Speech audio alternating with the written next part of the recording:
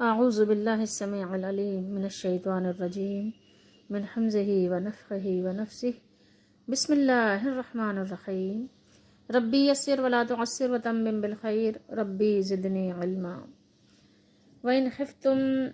ألا تقسطوا في اليتامى فانكحوا ما طاب لكم من النساء مثنى وثلاث ورباع فإن خفتم، پہلے بھی شروع میں بھی فرمایا تھا ان خفتم، اور یہاں بھی وہی بات ہے، فا نکال دیجیے، ان خفتم اللہ تعدلوا فواحدۃ او ما ملکت ایمانکم ذالک ادنی اللہ تعولوا۔ آیت نمبر 3 ہے، ہم نے ایک آیت تلاوت کی ہے اور سورہ نساء ہے اور چوتھا سپارہ ہے۔ ترجمہ یہ ضیاء القرآن کا ہے۔ اور اگر ڈرو تم اس سے کہ ناانصاف کر سکو گے،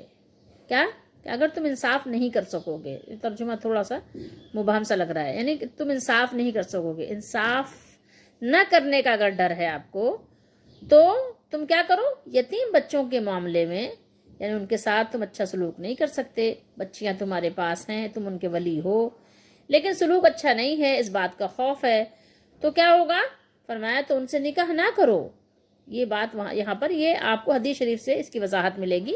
اس لیے یہاں پر بریکٹ میں یہاں یہ بات لکھی ہوئی ہے کہ کچھ چیزیں محذوف ہوتی ہیں۔ فن کے ہو یہاں حکم دیا جا رہا ہے، سو نکاح کرو۔ نکاح تم کس سے کرو؟ ما طاب لکم، جو تم کو اچھی لگے، طابہ جو تم کو پسند آئیں، ٹھیک ہے، جو تمہارے نگاہوں کو بھائیں تم ان سے نکاح کرو، ٹھیک ہے، جو پسند آئے تمہیں۔ کس سے کرو؟ یہ چیز محذوف ہے تو اس لیے یہاں بریکٹ میں لکھ دیا، ان کے علاوہ دوسری خواتین سے۔ یتیم بچوں سے نکاح نہیں کرو بلکہ ان بچیوں کے علاوہ جو تمہیں دوسری خواتین اچھی لگ رہی ہیں تو ان سے نکاح کرو، ٹھیک ہے۔ کتنے کرو؟ دل چاہے تو 2 کرو، 2 نکاح کرو، دل چاہے تو 3 کرو، دل چاہے تو 4 کرو، ٹھیک ہے۔ اور اگر تمہیں یہ اندیشہ ہو سو، ٹھیک ہے، اگر تم کو اگر کس بات کا اندیشہ ہو وہ بتا دیا اللہ نے، اللہ تعدلوا کہ تم ان میں عدل نہیں کر سکو گے۔ تم کو اس بات کا اندیشہ ہو کہ 2 نکاح تو کر لیے، 2 بیویاں تو رکھ لیں لیکن عدل کرنے کی طاقت ہم میں نہیں ہے، ٹھیک ہے۔ تو یہ اللہ تعالیٰ یہاں بیان فواحدۃ، تو پھر کیا کرو؟ سو پھر ایک ہی رکھو، ٹھیک ہے، ایک۔ یہ بات بھی ساتھ ساتھ جہاں 2 کی اور 3 کی اور 4 کی اجازت ہے وہاں 1 کا بھی حکم ہے، یہ بات بھی ذہن نشین رہنی چاہیے، جو کہ اکثر لوگ بھول جاتے ہیں۔ ہمارے یہاں کیا ہوتا ہے، ہم افراط و تفریط کا شکار جیسے ہر چیز میں ہوئے اسی طریقے سے نکاح کے معاملے میں بھی اسی کا شکار ہو گئے۔ فرمایا تو پھر ایک ہی نکاح کرو، ایک ہی خاتون کو اپنے نکاح میں رکھو، ٹھیک ہے، فواحدۃ، تو پھر ایک ہی۔ اور پھر کیا فرمایا؟ یا او کا مطلب ہوتا ہے یا، ما ملکت، آپ بھی ملکیت تو جانتے ہی ہیں نا، جو آپ کے قبضے میں جو چیز ہو، یا کنیزیں جن کے تم مالک ہو، تمہارے دائیں ہاتھ، ایمان بھی کہتے ہیں، ایمانکم، یہ زیادہ قریب ہے اس کے کہ تم ایک طرف ہی نہ جھک جاؤ، یہ کہ ایک طرف تم بالکل لٹک نہ جاؤ، اللہ تعولوا۔ وَإِنْ خِفْتُمْ، یہ سورہ مبارکہ جو ہے اس میں خواتین سے متعلق اللہ تعالیٰ نے بہت زیادہ بیان فرمایا ہے، اسی لیے سورہ مبارکہ کا نام بھی سورہ نساء ہے، ٹھیک ہے، خواتین، عورتیں، اس میں ان کے حقوق بیان کیے اللہ نے، اس میں خواتین کے میراث سے متعلق بیان ہوا، یتیم بچیوں کے، اور بہت کچھ اس میں اللہ تعالیٰ نے خواتین کے بارے میں بیان فرمایا ہے۔ ایک چیز آپ ذہن میں رکھیے اپنے کہ یہ جو رشتہ ہے، رشتہ ازدواج، یہ ایک بہت اہم رشتہ ہے، ٹھیک ہے۔ اس رشتے کے لیے اللہ تعالیٰ نے لوگوں کی اصلاح فرمائی، کیونکہ ظاہر ہے یہ رشتہ تو ہے اور رشتہ اہم بھی بہت ہے، ٹھیک ہے۔ یہ اولین یعنی رشتہ آپ سمجھ لیں، باقی سارے رشتے اس کے بعد بنتے ہیں نا، پہلے ظاہر میاں بیوی ہوتے ہیں، پہلے اصول، پھر اس کے بعد فروع، پھر ان کی جڑیں مضبوط ہوتی ہیں۔ تو اگر اسی میں خرابی واقع ہو گئی تو پھر تو ظاہر ہے کہ آپ نے اپنی بنیاد ہی ڈھا دی، تو اس لیے اس رشتے کو بہت زیادہ اہمیت دینے کی بھی ضرورت ہے۔ کس طرح سے؟ جیسے کہ قرآن مجید میں احادیث مبارکہ میں بیان کیا گیا ہے اس طرح نہیں جیسے ہماری مرضی ہمارا جی چاہے، نہیں۔ اگر اس رشتے ازدواج میں کوئی خرابی ہے، کوئی بے راہ روی ہے، کسی قسم کی لالچ غرض ہے، تو ان سب کی اللہ تعالیٰ نے اصلاح فرمائی ہے۔ اور پھر اللہ تعالیٰ نے جو تعداد ازواج ہے اس پر اللہ نے یہاں پابندیاں بھی لگائی ہیں کہ آپ نے کتنے نکاح کرنے ہیں، کتنے آپ کر سکتے ہیں، کتنی آپ کی حد اور لمٹ ہے، اور کتنے نہیں کر سکتے۔ بس آپ کی ایک لمٹ ہوتی ہے نا ہر چیز کی، تو بس اس کی لمیٹیشن اللہ نے بیان کر دی، بس اتنا ہے کہ ایک بوتل میں کتنا پانی آپ بھر سکتے ہیں، اس سے زیادہ بھریں گے تو کیا ہوگا، بہہ جائے گا۔ تو بس اسی طریقے سے اللہ تعالیٰ نے آپ کی بھی ایک حد مقرر کر دی کہ زیادہ سے زیادہ آپ کی اڑان ہے کہ آپ 4 تک، بس اس کے بعد آپ پر یعنی تالا لگ جاتا ہے، لاک کر دیے جاتے ہیں، بس ختم۔ لیکن اس میں بھی کیا ہے، بہت حدود و قیود بھی ہیں، شرائط بھی بہت ساری ہیں، ورنہ اللہ تعالیٰ نے خود بیان کر دیا۔ کیا بیان کیا؟ آپ نے خود دیکھ لیا کہ اللہ تعالیٰ نے بیان کر دیا کہ اللہ تعدلوا، اگر تم عدل نہیں کر سکتے فواحدۃ، ٹھیک ہے، ایک ہی کرنی ہے آپ نے، پھر اس سے زیادہ آپ نے نہیں کرنی، ایک۔ اللہ تعالیٰ نے یہاں پر یہ بات بھی بیان کر دی۔ جن لوگوں کی نظر اس پر ہوتی ہے نا، مثنا و ثلاثہ و رباع، ٹھیک ہے، جن کی نگاہیں اس پر ہوتی ہیں، غالباً ان کی نگاہ اس پر شاید نہیں جاتی، جب بھی وہ باتیں جب کرتے ہیں تو بہت بڑی بڑی باتیں کرتے ہیں، اور بسا اوقات خواتین، بسا اوقات مرد حضرات اپنی اپنی مرضی کی ہانک رہے ہوتے ہیں۔ قرآن کی پوری سمجھ اللہ تعالیٰ ہم سب کو عطا فرمائے کہ ہم قرآن کی پوری سمجھ ہمیں کب حاصل ہوگی، جب ہمارے نظر کے سامنے صحابہ کرام رضی اللہ تعالیٰ عنہم کی زندگی ہوگی، اور جب ہمارے سامنے رسول اللہ صلی اللہ تعالیٰ علیہ وآلہ وسلم کا اسوہ، آپ کی سنت، آپ کا فرمان ہوگا۔ اللہ تعالیٰ نے شوہر کو اپنی بیوی کے ساتھ حسن سلوک کا حکم دیا، اور اگر اس کی کوئی چیز پسند خاطر نہ ہو تو اس پر صبر کرنے کی ہدایت کی اسی سورہ مبارکہ میں۔ اگر باہمی تعلقات کشیدہ ہو جائیں تو اصلاح حال کی تدبیر بتائی اسی سورہ مبارکہ میں۔ لیکن عورت کو یہ تمام حقوق دینے کے بعد گھر کی سرداری اور نظم و نسق کی ذمہ داری مرد کو سونپی، کیونکہ اسی کی فطری صلاحیتیں اس بار گراں کو اٹھا سکتی ہیں، اور یہی حقائق کی نگہداری اور ہر بات میں میانہ روی اس بات کی دلیل ہے کہ قرآن کلام الہی ہے، کوئی اور اس طرح نصیحت کر نہیں سکتا، سمجھا نہیں سکتا، کیونکہ اس میں تفرید کا گزر نہیں ہے تو افراد کا بھی کہیں نشان بھی نہیں ملتا۔ بخاری شریف دیکھ لیتے ہیں کیا بیان کیا نبی کریم صلی اللہ علیہ وسلم نے۔ حدیث نمبر ہے 4573، کتاب التفسیر ہے، یہ تفسیر اسی آیت کی ہے۔ وَإِنْ خِفْتُمْ أَلَّا تُقْسِطُوا فِي الْيَتَامَى فَانكِحُوا مَا طَابَ لَكُم مِّنَ النِّسَاءِ۔ یہ پوری آیت نہیں دی ہے، آدھی ہے، لیکن یہ ہے کہ اسی کی تفسیر ہے، یہاں بیان کیا۔ اور اگر تم ڈرو کہ یتیموں کے ساتھ انصاف نہیں کر سکو گے تو جو عورتیں تمہیں پسند ہوں ان سے نکاح کر لو۔ ام المومنین اما عائشہ صدیقہ رضی اللہ تعالی عنہ، ان کا بیان ہے کہ ایک آدمی کی پرورش میں ایک یتیم لڑکی تھی، پھر اس نے اس سے نکاح کر لیا۔ اس یتیم لڑکی کی ملکیت میں کھجور کا ایک باغ تھا۔ کیا تھا؟ کھجور کا ایک باغ تھا۔ اسی باغ کی وجہ سے یہ شخص اس کی پرورش کرتا رہا، یعنی اس کی لالچ میں۔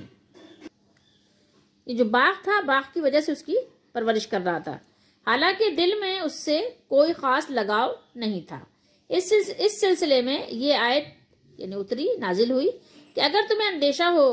کہ تم یتیموں کے حق میں انصاف نہیں کر سکو گے۔ اس حدیث شریف کو بیان کرنے میں ہشام بن یوسف جو اس حدیث کے روات میں سے ہیں، وہ کہتے ہیں کہ میرا خیال ہے کہ راوی نے یہ بھی کہا تھا کہ وہ لڑکی اس کھجور میں اور اس کے مال میں اس کے حصے دار تھی، اس کی شریک تھی۔ یہاں پر یہ بات نیچے بیان ہوئی ہے۔ تو اس میں 2 ہشام ہیں، ایک یہ ہیں ہشام بن یوسف اور ایک ہیں ہشام بن عروہ۔ یہ ام المومنین اما عائشہ صدیقہ رضی اللہ تعالیٰ عنہ کی بھانجے کے بیٹے ہیں، یعنی ایک طرح سے بھانجے کے نواسے ہیں، تو آپ کے بھی اس طرح سے نواسے ہوئے، ٹھیک ہے۔ تو ان کے والد نے ان کو بتایا اور انہوں نے پھر یہ آگے بیان کیا۔ یہاں دیکھیے یہ بات بیان ہے، ہشام بن یوسف نے کہا میں سمجھتا ہوں، کبھی ظاہر انسان بھول جاتا ہے کوئی بات، اس کو کیا ہوتا ہے، شک پڑ جاتا ہے، تو پھر یہ لوگ بہت ہی زیادہ محتاط رہتے تھے، تو اس شک کو بھی بیان کرتے تھے کہ بھائی میرا خیال ہے کہ شاید میں بھول رہا ہوں. تو یہ اس طرح سے بھی انہوں نے بیان کر دیا کہ یہ لڑکی اس درخت اور دوسرے مال اسباب میں اس مرد کی حصے دار تھی. یعنی وہ باغ جو تھا، باغ کے جو درخت وغیرہ تھے اور جو اور مال تھا، لڑکی جو ہے اس کی کیا تھی؟ شریک تھی. کبھی ایسا بھی ہوتا ہے نا کہ جیسے کزن ہے، ٹھیک ہے، دادا کی میراث ہے، اور پھر وہ دادا ظاہر ہے فوت ہو، والدین دونوں والد دونوں کے یعنی بیٹے دو تھے، ایک کی ایک بیٹی ایک کا ایک بیٹا، اور پھر اس کے بعد دونوں بچے فوت ہو گئے، دادا زندہ رہے، تو ملکیت کس کی ہو گئی؟ پوتی پوتوں کی ہو گئی. اس طرح سے بات ہو جاتی ہے کہ دونوں شریک تھے اس کے، یعنی آدھا اس کا آدھا اس کا ہے، یا جو بھی تقسیم کا طریقہ کار ہے جو قرآن و حدیث میں. تو اب جو ہے ظاہر ہے جب لالچ میں آ گئے، کوئی بھی کسی کو لالچ ہو گئی، چلو اس کی شادی نہیں کرو، سب کچھ اپنے پاس رکھ لو کیونکہ اس کے نکاح کر دیں گے تو یہ مال تقسیم ہو جائے گا. تو بس اسی طریقے کا کچھ واقعہ تھا. بہرحال یہاں پر اس آیت مبارکہ کے شان نزول کا بیان ہوا ہے کہ شان نزول اس کا کیا ہے. اب حدیث نمبر 4574 بھی دیکھیے. عروہ بن زبیر ہیں، یہ بیان کرتے ہیں، انہوں نے بیان کیا ہے آگے، اور انہوں نے کس سے بیان کیا ہے؟ ام المومنین ام عائشہ صدیقہ رضی اللہ تعالی عنہ سے. وَإِنْ خِفْتُمْ أَلَّا تُقْسِطُوا فِي الْيَتَامَى، اس کے بارے میں پوچھا تھا، اس کے بارے میں پوچھا کہ اس کا مطلب کیا ہے. ٹھیک ہے، تو انہوں نے کہا کہ میرے بھانجے، اس کا مطلب یہ ہے ایک یتیم لڑکی اپنے ولی کی پرورش میں ہو اور اس کی جائیداد کی حصے دار ہو، ترکے کی روح سے، یعنی ترکے میں اس کا حصہ بھی ہو. اب اس ولی کو اس کی مالداری خوبصورتی پسند آئے، جو ولی ہے اس کا. ولی ظاہر ضروری تو نہیں کہ محرم ہو سکتا ہے نامحرم ولی ہو، جیسے کزن وغیرہ ہوتے ہیں. ٹھیک ہے، تو اور کوئی بھی ولی ہو سکتا ہے. تو فرمایا کہ اس سے نکاح کرنا چاہے، کہ نکاح اس سے کرنا جائز ہو تو نکاح کر لے، پر انصاف کے ساتھ پورا مہر، جتنا مہر اس کو دوسرے لوگ دیں، یعنی کہیں اور اگر اس لڑکی کا نکاح ہو تو اس کو مہر زیادہ ملے، اور یہ نکاح کرے تو یہ معمولی، یعنی تھوڑا سا مہر دے دے، معمولی سے مہر دے دے، اتنا مہر نہ دے تو نہ دینا چاہے. تو اللہ تعالیٰ نے اس آیت میں لوگوں کو ایسی یتیم لڑکیوں کے ساتھ جب تک ان کا پورا مہر انصاف کے ساتھ نہ دے نکاح کرنے سے منع فرمایا، اور ان کو یہ حکم دیا کہ تم دوسری عورتوں سے، یعنی جو اس کے علاوہ ہے، جو تمہاری ولایت میں، اس کے علاوہ جو تم کو بھلی لگیں، اچھی لگیں، نکاح کر لو. یتیم لڑکی کا نقصان نہ کرو، اس کو نقصان میں نہ ڈالو، اس کو تکلیف اور اذیت نہ دو. عروہ نے کہا، یہ جو آپ کے بھانجے ہیں رضی اللہ تعالیٰ عنہ، عائشہ صدیقہ رضی اللہ تعالیٰ عنہ کہتی تھیں اس آیت کے اترنے کے بعد لوگوں نے پھر رسول اللہ صلی اللہ علیہ وآلہ وسلم سے اس بارے میں مسئلہ پوچھا. اس وقت اللہ نے یہ آیت وَيَسْتَفْتُونَكَ فِي النِّسَاءِ اتاری. عائشہ رضی اللہ تعالیٰ عنہ نے کہا دوسری آیت میں یہ جو فرمایا وَتَرْغَبُونَ أَن تَنكِحُوهُنَّ، یعنی وہ یتیم لڑکیاں جن کا مال و جمال کم ہو اور تم ان کے ساتھ نکاح کرنے سے نفرت کرو، ناپسند کرو. اس کا مطلب یہ ہے کہ جب تم ان یتیم لڑکیوں سے جن کا مال و جمال کم ہو نکاح کرنے کی رغبت، نکاح کرنا نہیں چاہتے، یعنی مال و جمال کم ہونے کی وجہ سے آپ ان سے نکاح نہیں کرنا چاہتے کہ ان کے پاس زیادہ مال بھی نہیں ہے، یتیم بھی ہیں اور خوبصورت بھی نہیں ہیں. جمال کا کیا مطلب ہے؟ خوبصورت بھی نہیں ہے، تو آپ ان سے نکاح کرنا اس لیے نہیں چاہتے. تو مال اور جمال والی، یعنی وہ یتیم لڑکی جس کے پاس مال بھی ہو اور خوبصورت بھی ہو، وہ یتیم لڑکیوں سے بھی جن سے تم کو نکاح کرنے کی رغبت ہے، نکاح نہ کرو. نکاح نہ کرو تو کیوں نہیں کرو؟ اس کی وجہ ہے یہ بتایا یہاں پر، مگر جب انصاف کے ساتھ ان کا مہر پورا ادا کرو. ایسا ہوتا ہے نا کہ ظاہر ہے کمزور ہے، پیچھے اس کی بیک مضبوط نہیں ہے، کوئی کہنے والا نہیں ہے، کوئی بھائی اس کا نہیں ہے، کوئی اس کا باپ نہیں ہے، تو اب اس کی طرف سے ظاہر ہے کوئی کہنے والا نہیں ہے، تو کوئی انسان کو ایک لحاظ نہیں ہوتا، ڈر نہیں ہوتا کہ کوئی تو ہے نہیں نا، جو جیسے چاہوں میں اس کے ساتھ سلوک کروں، تو کوئی پیچھے سے ہے نہیں کہ جس کا مجھے کوئی یعنی ڈر ہو، کوئی خوف ہو، کوئی لحاظ ہو. تو اب ظاہر ہے مہر جتنا بھی دے دوں، تھوڑا سا دے دوں، نہیں دوں، تو یہ بات ہے کہ ایسی لڑکیوں سے اللہ تعالیٰ نے پھر منع فرما دیا کہ پھر اس سے نکاح نہیں کرو۔ تو یہ آیت میں اللہ نے فرمایا ما طاب لکم من النساء، اگر تم کو اس بات کا خوف ہو کہ یتیم لڑکیوں کے بارے میں انصاف نہیں کر سکو گے تو ان کے سوا جو عورتیں تم کو پسند ہوں ان سے نکاح کر لو۔ یعنی جب تم میں سے کسی کی پرورش میں یتیم لڑکی ہو اور اسے یہ خوف ہو کہ وہ اسے مہر مثل نہیں دے گا۔ مہر مثل آپ جانتے ہیں مہر مثل کسے کہتے ہیں؟ یعنی جو آپ کے خاندان میں عام رواج ہو، عام رائج ہو کہ خالہ کا بھی مہر یعنی بڑا تھا، پھپھی کا بھی تھا، بہن کا، بڑی بہن کا نکاح ہوا ان کا بھی، والدہ کا بھی، یا اور بھی جو دیگر احباب ہیں، رشتہ دار ہیں آپ کی فیملی میں، جو ایک کامن ہے کہ اتنا مہر کم از کم دیا جاتا ہے، اس کو مہر مثل کہتے ہیں، اور آپ نے مہر مثل نہیں دیا تو مہر مثل آپ نے نہیں دیں گے آپ، تو اسے چاہیے کہ اس کے بجائے کسی اور عورت سے نکاح کر لے۔ یعنی ضروری کیا ہے کہ آپ وہی یتیم بچی جو آپ کی پرورش میں تھی، جس کے آپ ولی تھے، آپ نے خود اس سے نکاح کر لیا، جبکہ آپ اس کے حقوق ادا کرنے کی صلاحیت نہیں رکھتے۔ تو اللہ تعالیٰ نے تو آپ کے لیے کوئی تنگی نہیں رکھی، کیونکہ عورتیں بے شمار ہیں،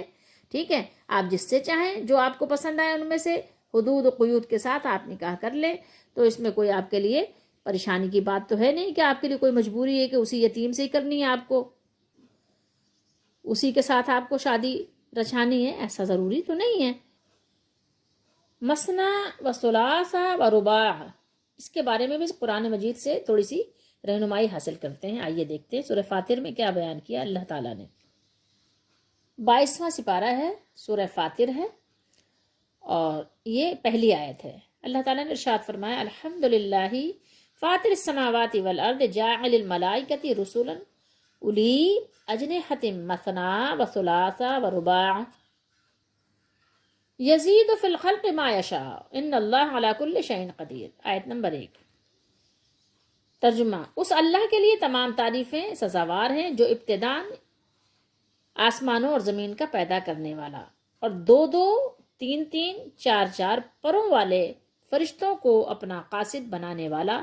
مخلوق میں جو چاہے بڑھاتا ہے۔ اللہ یقیناً ہر چیز پر قادر ہے۔ تو یہاں پر کیا بیان کیا اللہ تعالیٰ نے؟ اللہ تعالیٰ نے بیان فرمایا کہ ان میں سے بعض فرشتے ایسے ہیں جن کے 2 پر ہیں، ٹھیک ہے۔ اب یہ تو نہیں کہ 2 یعنی اللہ تعالیٰ کس طرح بیان کر رہا ہے کہ 2 مطلب جیسے آپ کاؤنٹ ڈاؤن کر رہے ہیں، اس طرح تھوڑی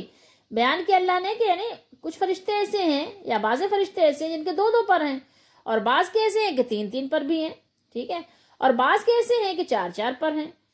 اس سے فرشتوں کی زیادہ یعنی پروں کا یہ بات نہیں کہ نفی ہو رہی کہ اس سے زیادہ پر نہیں، اس سے زیادہ بھی ہیں، لیکن یہاں اللہ تعالیٰ نے یہ بیان کیا کیونکہ حدیث شریف میں زیادہ پروں والے فرشتوں کا بیان بھی موجود ہے، لیکن مردوں کے لیے 4 سے زیادہ عورتوں سے شادی کرنے کی کوئی دلیل موجود نہیں ہے، اور خود یہ آیت بھی زیادہ سے زیادہ 4 عورتوں سے نکاح کرنے کی دلیل ہے، جیسا کہ حضرت ابن عباس رضی اللہ تعالیٰ عنہما آپ نے بیان فرمایا، کیونکہ یہ مقام ایسا ہے جہاں اللہ تعالیٰ اپنے بندوں پر اپنے احسان کا اظہار اور عورتوں سے نکاح کے جواز کو بیان فرما رہا ہے، لہٰذا اگر بیک وقت 4 سے زیادہ عورتوں سے نکاح کرنا جائز ہوتا تو اللہ تعالیٰ اسے یقیناً اس مقام پر بیان فرما دیتا۔ اب ہم آپ کو مسند احمد سے ایک حدیث شریف سناتے ہیں کہ فرمایا، اس میں حدیث ہے کہ امام احمد نے سالم کی اپنے والد سے روایت بیان کی ہے کہ غیلان بن سلمہ ثقفی جب مسلمان ہوئے تو ان کے نکاح میں 10 عورتیں تھیں، یعنی ان کی 10 بیویاں تھیں، تو نبی اکرم صلی اللہ علیہ وسلم نے ان سے فرمایا اختر کا مطلب یعنی اختیار کر لو، منہن اربعن، ان میں سے 4 کا انتخاب کر لو، 4 کو اختیار کر لو۔ حضرت عمر رضی اللہ تعالیٰ عنہ کے عہد میں انہوں نے اپنی بیویوں کو طلاق دے دی۔ تو یہ جو مسند احمد کی حدیث شریف ہے اس میں تو تھوڑی سی یعنی زیادہ ڈیٹیل ہے، لیکن دیگر محدثین نے صرف اتنی ہی بات انہوں نے بیان فرمائی ہے کہ بس 4 کا انتخاب کر لو، 4 کو رکھ لو۔ تو اس حدیث مبارکہ سے صاف ظاہر ہوتا ہے کہ اگر 4 بیویوں سے زیادہ رکھنے کی اجازت ہوتی تو نبی اکرم صلی اللہ علیہ وسلم آپ جو ہے ان کو ضرور اجازت دے دیتے، کیونکہ ان کی جو ازواج تھیں 10 بیویاں وہ سب کے سب مسلمان ہو چکی تھیں، تو اگر 4 سے زیادہ بیویاں رکھنے کی اجازت ہوتی تو آپ صلی اللہ تعالیٰ علیہ وآلہ وسلم ان کو اجازت دے دیتے کہ رکھ لو، لیکن آپ صلی اللہ علیہ وسلم نے اجازت نہیں دی، آپ نے 4 کی اجازت دی، تو اب 4 سے زیادہ بیویاں کوئی نہیں رکھ سکتا، جبکہ زمانہ جاہلیت میں ان کی کوئی تعداد مقرر نہیں تھی، جتنی بھی چاہتے تھے وہ بیویاں رکھ لیتے تھے، تو یہاں پر اللہ تعالیٰ نے ان کو مسلمانوں کو پابند کیا کہ 4 سے زیادہ آپ نہیں رکھ سکتے، اور 4 سے زیادہ رکھنا یہ نبی کریم صلی اللہ تعالیٰ علیہ وآلہ وسلم کی خصوصیت تھی، آپ کا یہ خاصہ تھا، یہ اللہ تعالیٰ نے آپ کو عطا فرمایا، اور اللہ تعالیٰ نے بات کو مبہم نہیں رکھا، بات پوری طرح واضح کر دی۔ دیکھیے فرمایا فَإِنْ خِفْتُمْ أَلَّا تَعْدِلُوا فَوَاحِدَةً أَوْ مَا مَلَكَتْ أَيْمَانُكُمْ، یہاں پوری بات اللہ نے فرما دی کہ پھر اگر تمہیں ڈر ہو کہ انصاف نہیں کر سکو گے تو ایک ہی سے نکاح کرو، یا اپنی ملکیت کی جو آپ کی کنیزیں ہیں آپ ان سے اپنا یعنی جو آپ کا تعلق ہے اس کو قائم رکھو، ٹھیک ہے۔ اگر زیادہ بیویاں رکھنے کی صورت میں آپ کو یہ اندیشہ ہے کہ آپ ان میں انصاف نہیں کر سکیں گے، آپ کمزور دل ہیں، تو آپ کو چاہیے کہ اللہ تعالیٰ نے آپ کو جو فرمایا ہے کہ ایک پر ہی اکتفا کیجئے تو پھر آپ ایک پر ہی اکتفا کیجئے، اگر آپ کے اندر انصاف کی قوت ہے تو پھر آپ کی مرضی ہے کہ آپ 2 کر لیجئے یا 3 کر لیجئے یا 4 کر لیجئے، لیکن جن صاحب کو یہ اندیشہ ہو کہ وہ انصاف نہیں کر سکے گا تو اسے ایک عورت پر اللہ تعالیٰ نے پابند کر دیا، ٹھیک ہے، کہ وہ ایک ہی کرے، لیکن کنیزیں جو آج کل تو فی زمانہ کنیزوں کا کوئی یعنی کہیں پر رواج نہیں نظر آتا، کہیں نہیں ہے، کیونکہ ظاہر ہے جہاد کا معمول نہیں ہے، اور کنیز جس کو آپ کہتے ہیں تو آپ انہی پر اکتفا کریں، کیونکہ ان کی کنیزوں کی باری بھی نہیں تھی، ٹھیک ہے، کنیزوں کی باری وغیرہ کی کوئی تقسیم اللہ تعالیٰ نے واجب نہیں رکھی تھی، ہاں البتہ مستحب ضرور ہے۔ پھر فرمایا اللہ نے ذالک ادنا اللہ تعولو، اس سے تم بے انصافی سے بچ جاؤ گے، یعنی ظلم نہیں کر سکو گے۔ اب آئیے 4 شادی سے متعلق کچھ بات کر لیتے ہیں، اور پھر اینڈ میں ہم دیکھیں گے کہ اس آیت مبارکہ کا پچھلی آیت سے ربط کیا ہے، تعلق کیا ہے۔ تو سب سے پہلی بات تو آپ یہ دیکھیے کہ اللہ تعالیٰ نے جو یہ بیان کیا کہ آپ 4 نکاح کر لیں، تو یہ اللہ تعالیٰ نے ایک رخصت دی ہے، یہ اللہ تعالیٰ نے لازم نہیں کیا، واجب نہیں کیا کہ لازمی ہر مرد نے 4 نکاح ہی کرنے ہیں یا 2 ہی کرنے ہیں، یہ اللہ تعالیٰ نے کسی پر واجب اور لازم نہیں کیا، بلکہ آپ نے دیکھا ہوگا کہ فقہ کی بے شمار کتابوں میں یہ بات لکھی ہوئی ہے کہ اگر تو نکاح کے بعد انسان کو یعنی دین اسلام کی خلاف ورزی کرنے کا اندیشہ ہے تو وہ انہوں نے تو اس نکاح کو ہی انہیں حرام قرار دے دیا ہے، آپ نے فقہ کی کتابوں میں یہ بات پڑھی ہوگی، جتنے بھی اہل علم ہیں ان سے یہ بات پوشیدہ بہرحال نہیں ہوگی۔ تو سب سے پہلے آپ ذہن میں یہ بات رکھیے کہ یہ اللہ تعالیٰ نے جو حکم دیا ہے اس کی پابندی اللہ تعالیٰ نے لازم نہیں کی کہ یہ لازمی ہو، بلکہ یہ ایک رخصت ہے، ایک اجازت ہے، ٹھیک ہے، ایک یہ اللہ تعالیٰ نے جائز امر رکھا ہے کہ ٹھیک ہے اگر کسی کے ساتھ ایسے حالات ہیں، ایسے معاملات ہیں تو وہ ضرور کرے، اللہ کا یہ حکم اس میں آپ کو منع نہیں کرتا، بلکہ اللہ کا حکم آپ کو اس میں اجازت اور رخصت دیتا ہے، لیکن اس کے ساتھ جو حدود و قیود ہے اس کا بھی خیال رکھنا ہے، یہ نہیں کہ اپنی خواہش کی وجہ سے آپ نے نکاح تو کر لیا لیکن باقی چیزوں کو آپ نے پامال کر دیا۔ اور دوسری بات یہ ہے کہ جو اللہ نے حکم دیا ہے رخصت کا، تو یہ رخصت بھی بے قید نہیں ہے کہ ایسے ہی آپ کو آزاد کر کے کہا کہ نہیں جاؤ جیسے مرضی آئے آپ مطلب بیویوں کو رکھو، نہیں ہے، قید و شرط اللہ نے نہیں، بلکہ سخت قیود کے ساتھ اللہ تعالیٰ نے مقید اور سنگین شرائط سے اللہ تعالیٰ نے اس کو مشروط فرما دیا ہے۔ اسلام دین فطرت ہے، ضرورت کے وقت 1 سے زائد بیوی سے نکاح کرنے کی اسلام اجازت دیتا ہے، اور اس ضرورت کو ہر شخص اپنے بارے میں خود بہتر جانتا ہے، اور وہ اپنی صلاحیتوں کو بھی جانتا ہے کہ بھائی میں انصاف کر سکتا ہوں کہ نہیں کر سکتا ہوں، میرے اندر اتنی سکت ہے کہ نہیں ہے۔ انسان کی ضروریات اور اس کے خواہشات یہ دونوں ایک الگ الگ چیزیں ہیں، اس میں بڑا فرق ہے، تو جو لوگ ظاہر ہے کہ ضرورت کے تحت ایسا کام کریں گے تو امید ہے کہ وہ اس کو نبھانے کی بھی کوشش کریں، لیکن اگر ہم ذرا حقیقت پسندی سے کام لیں، ہم ذرا غور کریں اپنے عمل میں، تو اندازہ ہوگا کہ یہ بات ہمیں اعتراف کرنا ہی پڑے گی کہ ہم نے اس رخصت کا اکثر ناجائز فائدہ اٹھایا ہے۔ ہمارے ہاں گنتی کے چند افراد کے سوا جو لوگ بھی دوسری شادی کرتے ہیں تو عموماً کیا ہے، وہ اپنے متاع ہوش کو گنوا دیتے ہیں، کھو دیتے ہیں، اور صرف ان کے پاس لذت طلبی کہیں آپ یا خواہش طلبی کے بغیر ان کے پیش نظر کوئی چیز نہیں ہوتی، اور پھر بیچارے وہ ایسے ہو جاتے ہیں کہ جو ان کی نئی نویلی دلہن ہے اس کے حضور میں اور اس کے قدموں میں ایسے اپنی عقل کو، اپنی سمجھ بوجھ اور شعور کو اور اپنی متاع ہوش اس کے حضور میں وہ لٹا دیتے ہیں کہ پہلی بیوی کے جو جملے حقوق ہیں وہ بالکل فراموش کر دیے جاتے ہیں۔ پہلی بیوی بیچاری کیا ہوتی ہے، ادھڑ میں لٹک جاتی ہے۔ پہلی بیوی سے ان کے لیے شریفانہ برتاؤ کرنے کا بھی کوئی وقت نہیں ہوتا، اور یہی نہیں، صرف ظلم یہیں تک نہیں ہوتا، بلکہ پہلی بیوی سے جو اولاد ہوتی ہے، جو بچے ہوتے ہیں، وہ بھی اپنے ہوش باختہ بابا جان کی شفقت سے بالکل محروم ہو کر رہ جاتے ہیں۔ بلکہ بسا اوقات یہاں تک بھی ہوتا ہے کہ دوسری بیوی کے کہنے سے پہلی بیوی کو طلاق بھی دے دی جاتی ہے، ایسا بھی کرتے ہیں، اور اگر طلاق نہیں بھی دیتے تو بہرحال انصاف کا کہیں نام و نشان نہیں ہوتا، اکثر بیشتر، الا ماشاء اللہ کی بات نہیں ہو رہی ہے، ہاشا وکلا، اس کے علاوہ بھی ہوتے ہیں۔ تو آئیے ہم بھی تو ذرا انصاف کریں کہ کیا اللہ تعالیٰ بزرگ و برتر نے ہم کو اس چیز کا حکم دیا ہے، یا اس کے رسول معظم کا ہمیں یہی حکم ہے؟ دین اسلام نے ہمیں یہی تعلیم دی ہے، وہاں تو یہ دین اسلام تو ہمیں یہ سکھاتا ہے، یہاں آپ دیکھیں تو یہ تصریح ہے کہ اگر تم دونوں بیویوں میں عدل کرنے کی قدرت نہیں رکھتے، طاقت نہیں رکھتے، ہمت نہیں رکھتے، سکت نہیں رکھتے، قوت نہیں رکھتے، تو صرف ایک بیوی کی اجازت ہے۔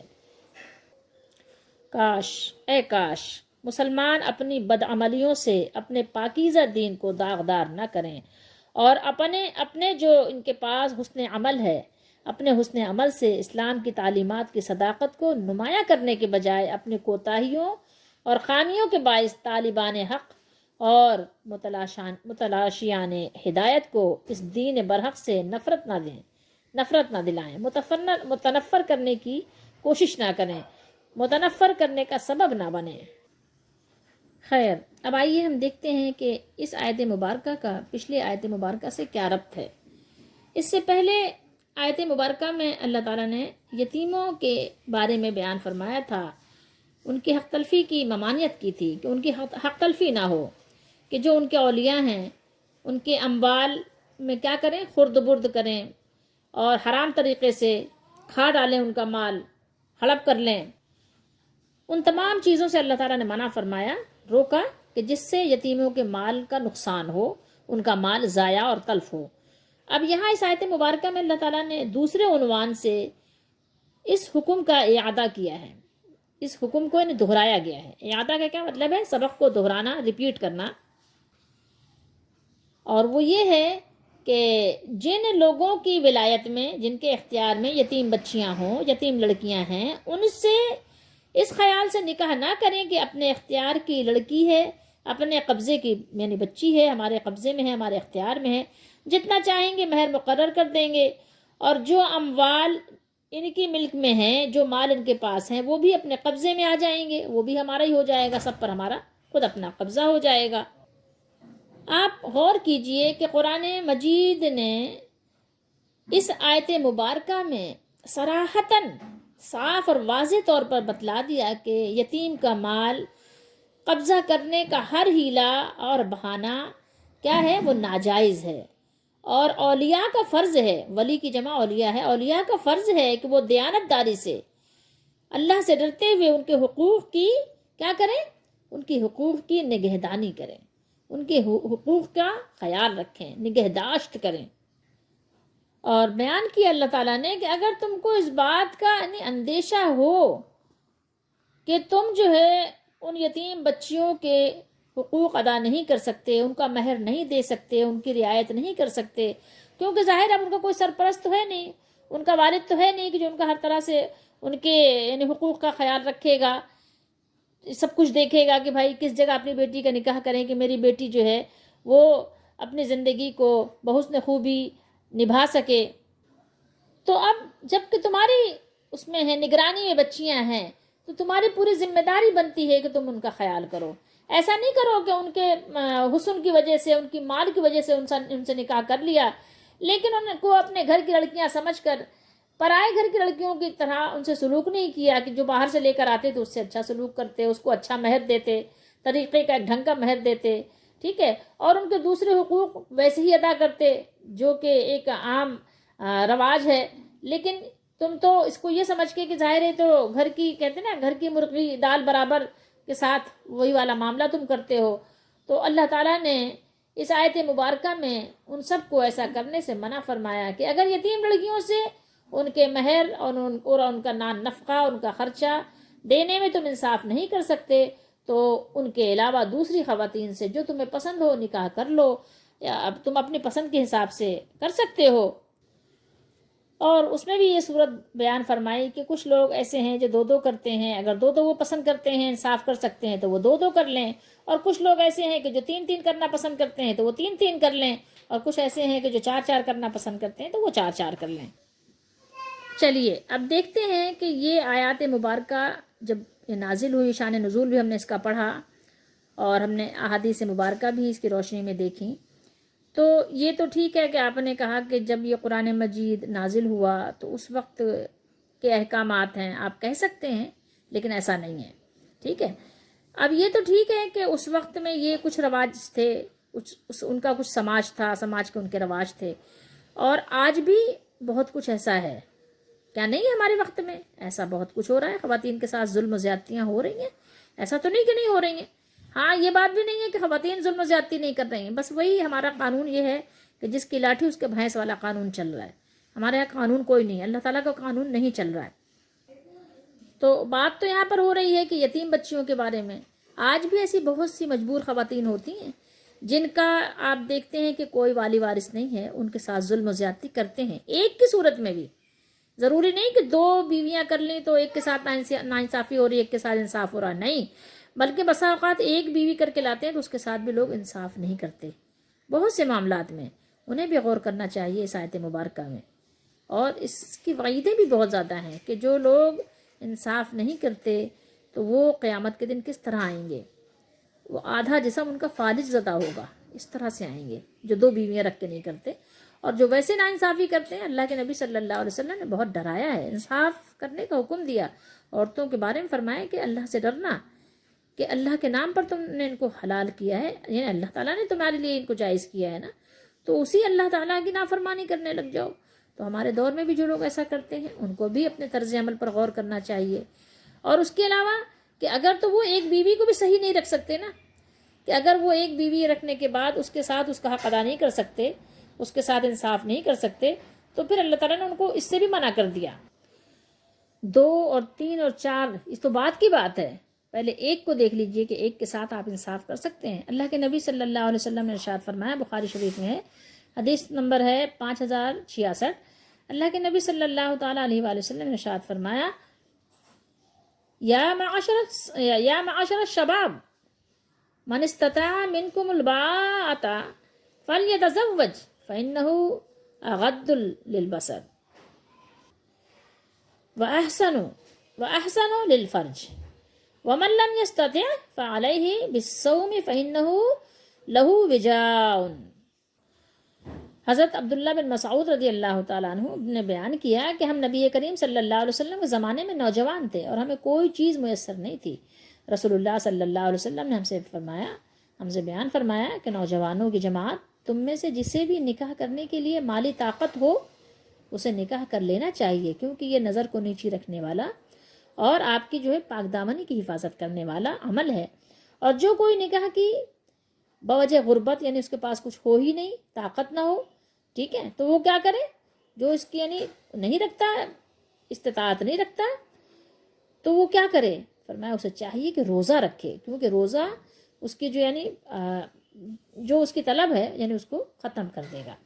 تو اللہ کے نبی صلی اللہ علیہ وسلم نے منع فرما دیا کہ اگر آپ نہیں حقوق ادا کر سکتے، اس کو کھلا پلا نہیں سکتے، اگر مطلب کھلانے پلانے سے مراد نہیں جو ہمارے زمانے میں کھلانے پلانے کا رواج ہے. کھلانے پلانے کا رواج یہ ہے کہ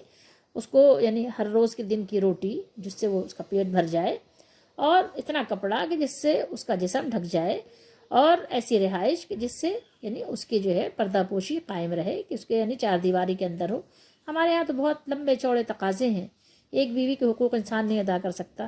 اب آپ ذرا دیکھیے ہمارے زمانے میں خواتین کے لیے بھی تھوڑا سا سبق ہے۔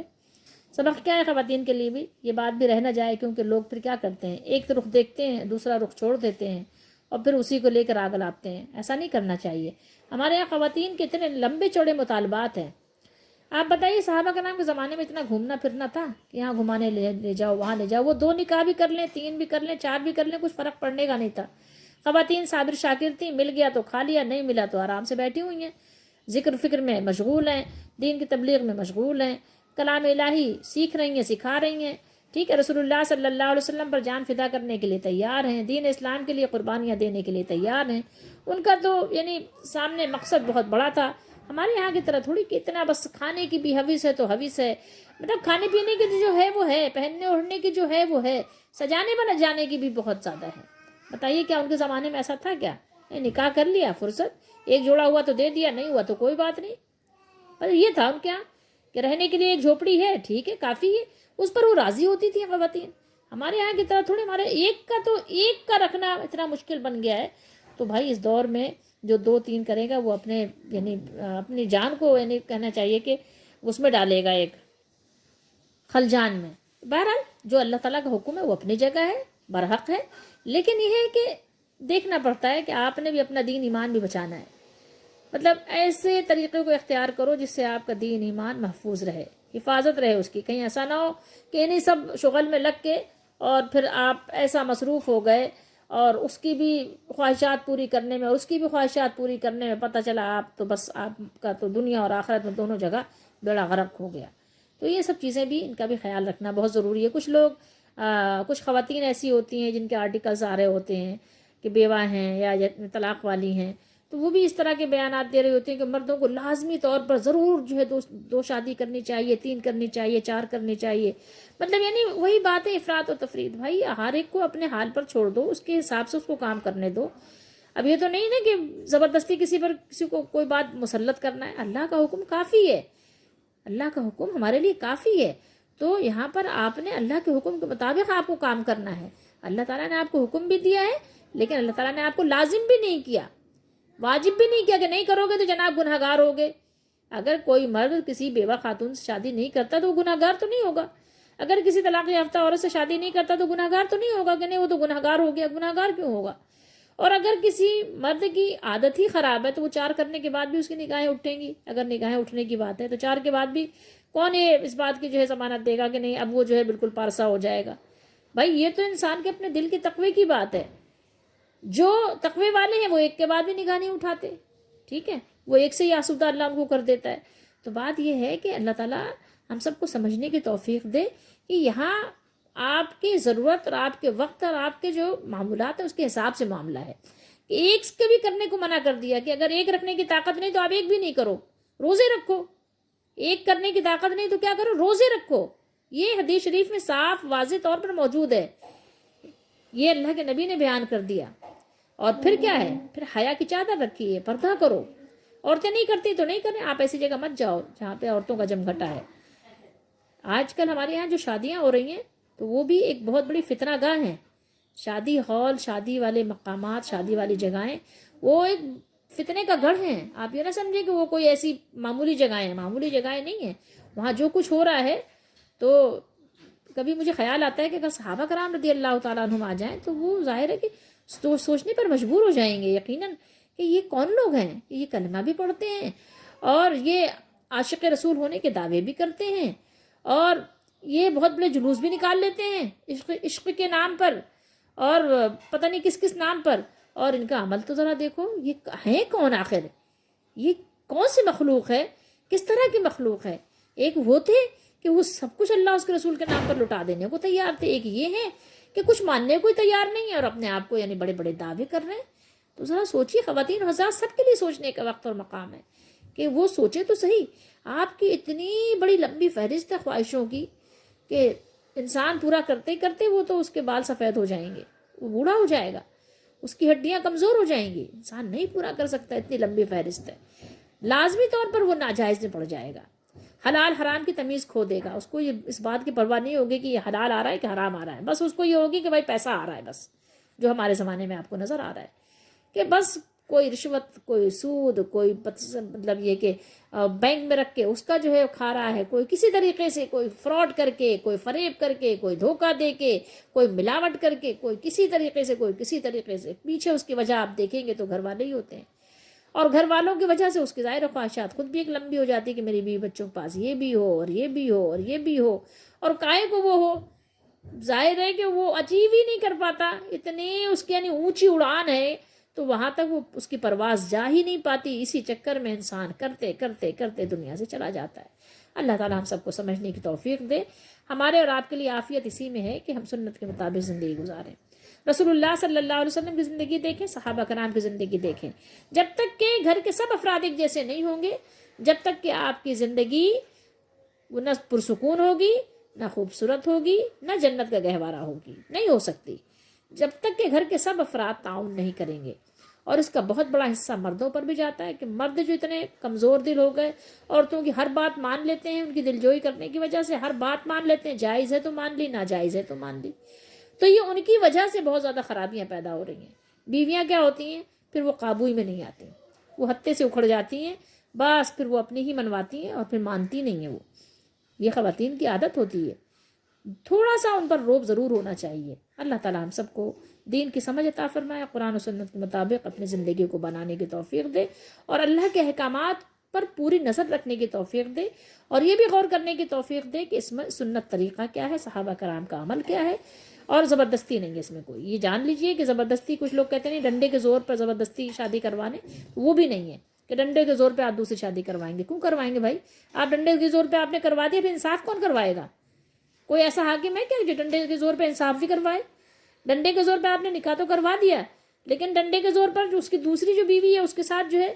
جو برا سلوک ہوگا وہ کون حق دلائے گا اس کو؟ ہمارے یہاں کوئی ایسی جگہ ہے جہاں جا کر